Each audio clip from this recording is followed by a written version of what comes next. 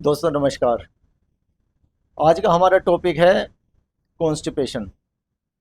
अच्छा, एक चीज़ मुझे बताइए कि ये कैसे पता लगाया जाए कि हम स्वस्थ हैं।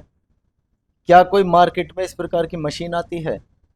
भाई जैसे बुखार अगर किसी को होता है तो थर्मामीटर से चेक कर लिया। बीपी की किसी को समस्या है तो बीपी की मशीन से अवेलेबल है। लेकिन क्या कोई ऐसी मशीन अवेलेबल है मार्केट में कि जो हमें ये बता सके कि हाँ हम बीमार हैं? अगर हैं तो कितने हैं? देखिए, ऐसी कोई मशीन मार्केट के अंदर नहीं है। आज मैं एक सिंपल सा फॉर्मूला आपको बताता हूं कि किस प्रकार हर कोई व्यक्ति ये पता लगा सकता है कि क्या मैं स्वस्थ हूं। तो उसका एक सिंपल सा फॉर्मूला है कि जब आप सुबह उठकर शौचालय जाते हैं, तो जब आप शौचालय में जाएं उस समय टाइम देख लें, टाइम नोट करें कि आपको कितना समय शौचालय के अंदर लग रहा है। देखिए, अगर किसी भी व्यक्ति को 4 से 5 मिनट के बीच तक अगर वो फ्री होकर बाहर आ जाता है, तब तो वो मानो स्वस्थ है। यानी कि कहने का मतलब यह है कि अगर किसी को 5 मिनट से ज़्यादा का समय लग रहा है तो समझ जाओ वो स्वस्थ नहीं है। अब चाहे उसे भूख भी ठीक लग रही है, वो खाना भी ठीक खा रहा है, उसका भोजन पच भी रहा है, लेकिन उसे शौचालय में समय ज़्यादा लग रहा है, तो सीधा सीधा फंडा समझ जाओ ये बात कि आप स्वस्थ नहीं हैं। ठीक है, कुछ दिन ये रूटीन चलता रहेगा, लेकिन कुछ समय बाद ये सब बंद हो जाएगा, धीरे धीरे सब डिस्टर्ब होने लगेगा। देखिए, सबसे पहले जब हमें कब्ज की शिकायत होती है, उसके बाद में, जैसा कि मैंने पहले भी अपनी वीडियो में बताया था कि कोई भी बीमारी अकेली नहीं रहती। जिस प्रकार किसी भी मनुष्य का अकेले मन नहीं लगता, उसी प्रकार बीमारियां हैं, इनका भी हमारे शरीर में अकेले मन नहीं लगता। और ज़्यादातर मैं कहता हूं कि लगभग 80-85% जो बीमारियां होती हैं वो हमारे पेट की वजह से होती हैं। बहुत सारी बीमारी इसमें आ जाती हैं। सिर्फ मोटे मोटे तौर पे सबसे बड़ी जो बीमारी हम सब समझते हैं जिसको, वो है कब्ज, एसिडिटी। ठीक है, सबको यही पता है, लेकिन इसके अलावा भी बहुत बीमारियां हैं। तो हमें कोशिश करनी है कि सबसे पहले जो हमारा पेट है, जो हमारा स्टमक है, हमारा जो मेटाबॉलिज्म है, उसे हमें बिल्कुल चुस्त दुरुस्त रखना है। देखिए, जब वो चुस्त दुरुस्त होगा। अच्छा, आपने एक चीज़ महसूस की होगी कि जब हम सुबह उठते हैं, ठीक है, उठे, और कुछ का रूटीन ऐसा होता है कि उठे, थोड़ा बहुत अपने जैसे भी फ्रेश हुए। कुछ ऐसे होते हैं कि जी ठीक है, हम पहले गुनगुना पानी पियेंगे, उसके बाद में हम फ्रेश होंगे। फ्रेश होने के बाद में, अब ये आपने महसूस किया होगा कि जब हम फ्रेश होते हैं, फ्रेश होने के बाद में, रोज़ तो मैं नहीं कह सकता, लेकिन कभी कभी आपको ऐसा महसूस होगा अपने शरीर में बड़ी फुर्ती सी है, आज एक जोश। जिस दिन वो जोश आपके शरीर में हो, समझ लो कि आज आप प्रॉपर वे में फ्रेश हुए हैं। और अगर वो जोश आपके अंदर फ्रेश होने के बाद नहीं है, तो समझ लीजिएगा फ्रेश तो हो गए, लेकिन आप प्रॉपर वे में फ्रेश नहीं हुए। दोनों में अंतर ये है। अब उसका क्या कारण है? देखिए, सबसे पहली चीज है हमारा भोजन। आज मैं आपको इसमें एक और चीज बताऊंगा। हम सुबह खाते हैं, दोपहर खाना खाते हैं और रात को खाना खाते हैं, लेकिन हमें कुछ तो टाइम के अनुसार खाते हैं। ठीक है जी, टाइम हो रहा, भूख लग रही है या नहीं लग रही, हमने तो खाना खाना है। ठीक है, कुछ खाते हैं, अरे आज तो भाई वाह ये पकवान बन रहा है, आज तो ये चीज़ बन रही है घर में, आज तो ये चीज़ बन रही है। ठीक है, बेशक भूख नहीं, हम खा लेते हैं। अब आप खा तो लेते हो, लेकिन क्या वो हजम होगा? देखिए, वो बिल्कुल हजम नहीं होगा, क्योंकि हमारा जो आमाशय है, हमारा जो पेट है, उसको मांग ही नहीं रहा, उस भोजन को मांग ही नहीं रहा। कोई भी चीज़ है, अगर उसकी डिमांड नहीं होगी और आप सप्लाई कर रहे हैं, तो दिक्कत आनी ही आनी है। हमेशा जिस चीज़ की डिमांड है, सप्लाई वही चीज़ हो, तभी वो प्रॉपर वे में सही रहती है। जैसे कि जब हमारे शरीर को जिस भी चीज़ की आवश्यकता होती है, तो वो सिग्नल देता है। अब हमें वो सिग्नल्स पहचानने हैं। कैसे पहचानेंगे? जब हमें भूख लगती है तो कहीं से आवाज़ आती है, हाँ जी खाना खा लो खाना खा लो, कोई आवाज़ आती है? कोई आवाज़ नहीं आती। लेकिन पेट से आवाज़ आती है, फील कराता पेट, हम महसूस करते हैं कि हमें भूख लग रही है। उसी प्रकार जब हमें प्यास लगती है तो कहीं से आवाज़ आती है, कोई अलार्म बजता है? नहीं।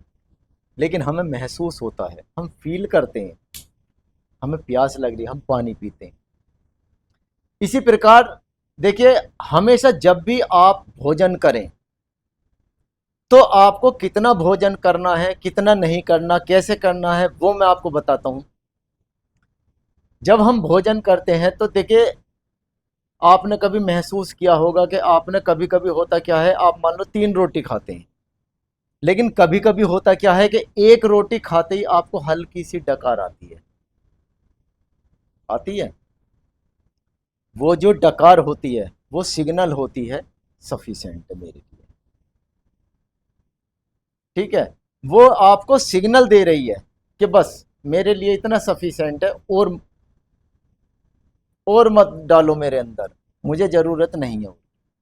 लेकिन हम लोग तो हो सामने पकवान रखे हैं, अरे अभी तो ये भी खाने हैं, अभी तो ये पूरी भी खानी है, अभी तो ये भी खाना है, वो जो है हम उसके बाद भी उस डकार को इग्नोर करने के बाद में हम फिर खाते रहते हैं। फिर आपने एक और महसूस करा होगा कि कभी कभी एक हमें लंबी सी डकार आती है। आती है। महसूस करना, अगर आज तक महसूस नहीं किया है तो अब महसूस करना जब भी आप खाना खाओ। वो जो लंबी सी डकार होती है वो सिग्नल होती है कि बस अब तक जितना आपने खा लिया, अब बिल्कुल बंद कर दो। अगर आपने अब भी बंद नहीं किया तो मैं नहीं पचा पाऊंगा। ये आमाशय एक सिग्नल देता है हमें कि मैं नहीं पचा पाऊंगा। अब अगर आपने वहां तक भी आप सीमित रहे तो भी ठीक है, आमाशय उसको पचा लेता है। लेकिन उसके बाद भी अगर आप खा रहे हैं तो फिर होगा क्या कि वो भोजन पचा नहीं पाएगा आमाशय। अब जब भोजन नहीं पचेगा तो वो होगा क्या, वो हमारे पेट में सड़ेगा। सड़ेगा तो उससे गैस, खट्टी डकार, एसिडिटी, इस प्रकार की समस्याएं एक दिन में नहीं उत्पन्न होती, लेकिन एक दिन जरूर होती हैं। धीरे धीरे ही ये समस्याएं होती हैं। तो हमें कोशिश ये करनी है कि जब हमारा शरीर भोजन मांगे तभी हमें उसे भोजन देना है। अगर शरीर हमारा भोजन नहीं मांग रहा है, अगर हमारी रिक्वायरमेंट नहीं है भोजन की, तो कोशिश करो उसे इग्नोर करो। देखिए, मैंने अभी तक कोई नहीं सुना कि कोई कम खाने वाला जल्दी मर गया, लेकिन यह जरूर सुना है कि ज्यादा खाने वाला ज्यादा दिन जीवित नहीं रहता। यह आपने भी सुना होगा। तो इसलिए हमेशा हमारे शरीर को जो भी रिक्वायरमेंट होती है वो हमें सिग्नल देता है। बस वो सिग्नल्स हमें पहचानने हैं, उनका हमें ध्यान रखना है, उसी के अकॉर्डिंग हमें खाना है। देखिए, सभी को पता है, मैं कोई नई बात नहीं बता रहा कि खाना खाने के 1 घंटे बाद पानी पीना चाहिए। अब क्यों पीना चाहिए सबको पता है, लेकिन मैं फिर भी एक बार उसको आपको बता देता हूं। देखिए, जैसे ही एक अग्नि हमारे भोजन को पकाती है उसी प्रकार दूसरी अग्नि हमारे भोजन को पचाती है। अब जो अग्नि हमारे भोजन को पचाती है,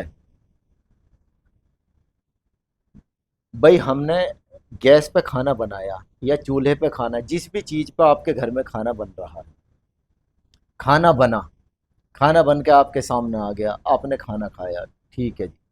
खाना खाने के बाद में कुछ समय ऐसा होता है कि आमाशय ये इंतजार करता है कि आप कुछ और तो नहीं खा रहे। जब उसे ये लगता है कि आप कुछ नहीं खा रहे तो उसमें एक अग्नि प्रज्वलित हो जाती है, जिसे बोलते हैं जठर अग्नि, जिसे हम जठराग्नि भी बोल देते हैं। इसका क्या काम होता है? इसका काम होता है कि जैसे ही उसे ये लगा, देखिए हमारी गैस कब चलती है, हमारी गैस जब तब चलती है जब कुकर उसके ऊपर रखा जाता है। भाई कुकर रख दिया और गैस हमने जला दी, जलते ही अपने गैस ने अपना काम स्टार्ट कर दिया, तो वो कुकर में जो सब्जी या जो भी बन रहा है उसे वो पकाना स्टार्ट कर देता है। इसी प्रकार जठराग्नि ने करा क्या, थोड़ा इंतजार करा और जैसे ही उसने देखा कि भोजन आना बंद हो गया, समझ लो कि उसमें गैस का जो लाइटर है वो चालू हो गया, ऑन हो गया। ऑन होते ही उसने वहां पे अग्नि प्रज्वलित कर दी। अग्नि के जलते ही वो भोजन धीरे धीरे धीरे धीरे पचना स्टार्ट हो जाता है, उसकी लार बनती है, लार के माध्यम से वो पचता है भोजन।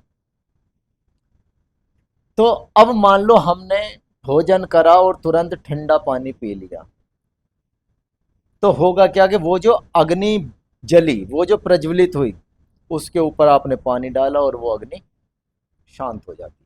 अब जब शांत हो जाएगी तो फिर तो भोजन के पचने का मतलब ही नहीं है। भाई सीधा ऐसे समझिए कि आपने कुकर अपने गैस पर रख दिया और गैस चालू नहीं की, तो क्या वो सब्जी या जो भी आप आइटम बना रहे हैं खाने का, क्या वो बन जाएगा? वो बिल्कुल नहीं बनेगा। उसी प्रकार अगर आपने पानी पी लिया तो वो जो अग्नि जली भोजन को पचाने के लिए, वो वहीं बंद हो जाएगी। बंद हो जाएगी तो वो जो भोजन है वो पचेगा नहीं, पचेगा नहीं तो वो सड़ेगा। अब सड़ने के बाद में क्या होगा, उसमें फिर हमारे शरीर में गैस, अफारा, खट्टी डकार, एसिडिटी, इस प्रकार की तमाम बीमारियां ये शुरू हो जाएंगी। अब शुरू हो जाएंगी तो फिर होगा क्या, ठीक है जी, खाओ फिर दवाई।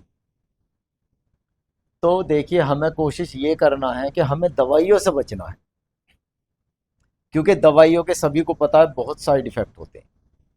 तो कोशिश ऐसा कीजिए कि हम सारे काम भी करें, भोजन भी खाएं, सब कुछ काम कर लें और हमें दवाई ना खानी पड़े। और वो कब हो सकता है, वो तब हो सकता है कि हम थोड़ा सा अपने रहन सहन, खाने पीने में बदलाव करें और नित्य प्रतिदिन सुबह योगासन और प्राणायाम करें। देखिए ये तो करने ही पड़ेंगे अगर आपको स्वस्थ रहना है। ठीक है, तो आज के लिए हम इतना ही रहने देंगे। ओके, धन्यवाद।